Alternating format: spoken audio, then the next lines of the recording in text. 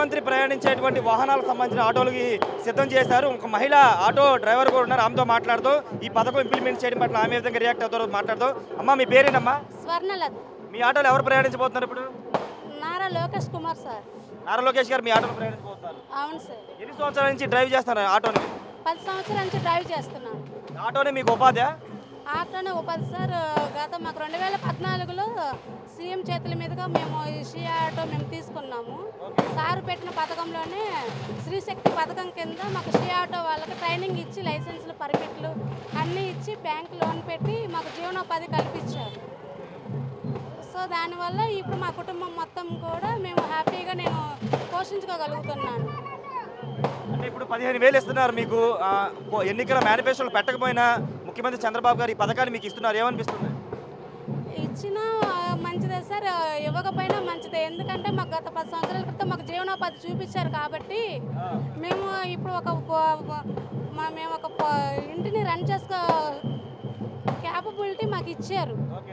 ఇంకా అంటే ఇంట్లోనే ఉండి వంటింటికి పరిమితం కాకుండా మాకు ఈ షియా ఆటో అనే పథకం ద్వారాగా మాకు 10th క్లాస్ సర్టిఫికేట్ మీద మేము ఏ పనికి చేయలేము, ఏ ఉద్యోగానికి వెళ్ళలేము. వెళ్ళినా సరే నెలకు వచ్చేసి 5,000 6,000 ఇస్తారు.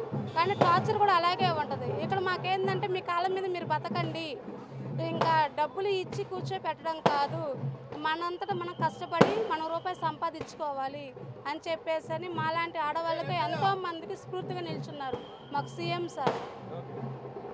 మహిళలు ఆటో డ్రైవ్ చేయడమే కష్టము, కానీ మీరు ఆటో డ్రైవ్ చేస్తున్నారు. రెండోది, ఈరోజు మంత్రి నారా లోకేష్ని మీ ఆటోలో తీసుకువెళ్తున్నారు, ఏమనిపిస్తుంది? చాలా హ్యాపీ అనిపిస్తుంది సార్. ఇంకా నిజంగా నేను అనుకోలేదు నాకు ఈ అవకాశం వస్తుంది అని చెప్పేసి. సో నేను చాలా హ్యాపీగా ఉన్నాను. మేము మా ఏరియాలో మేము 32వ డివిజన్లో ఉంటాము. మాకు బొండ ఉమామహేశ్వర సార్ ద్వారాగా మాకు ఈ ఆపర్చునిటీ వచ్చింది. అలాగే మాకు కార్పొరేటర్ గారు చెన్నగిరి మోహన్ రావు గారు సారు సపోర్ట్. లోకేష్ గారితో ఏం మాట్లాడతారు? మీకు ఏమన్నా సాయం కావాలని అడుగుతారు, ఏం మాట్లాడతారు?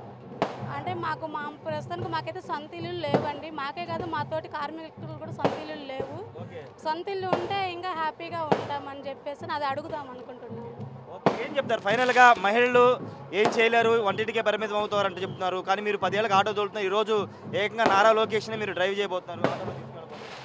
అదే సార్, చాలా హ్యాపీ సార్. మాకు నిజంగా మాకు ఇలాంటి ఆపర్చునిటీ వస్తుందని, కానీ మేము ఆటో తోలుకుంటున్నాం మాకు ఒక గుర్తింపు కానీ వచ్చిందేనంటే కేవలం మాకు సార్ వాళ్ళే.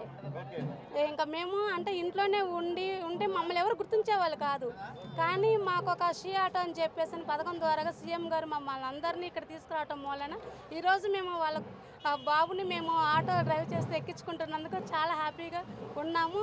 ఇలాగ మేము సారుకి మంచి జరగాలి, మేము బాగుండాలి, సార్ ఇంకా బాగుండాలి సార్. ఇంకా ఆయన మా అందరికి మేలు కోరి మమ్మల్ని ఇంత ముందు తీసుకొస్తున్నందుకు సీఎం సార్కి కోటి ధన్యవాదాలు సార్. ఓకే, జాగ్రత్తగా తీసుకెళ్ళండి అయితే. చాలా సూపర్గా తీసుకెళ్తాం సార్.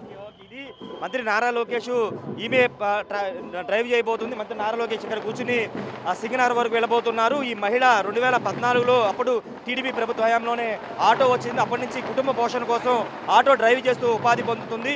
ఈ నేపథ్యంలోనే సెంట్రల్ నియోజకవర్గం నుండి ఈ మహిళను తీసుకొచ్చి నారా లోకేష్ని ఈ ఆటోలో తీసుకెళ్ళబోతున్నారు.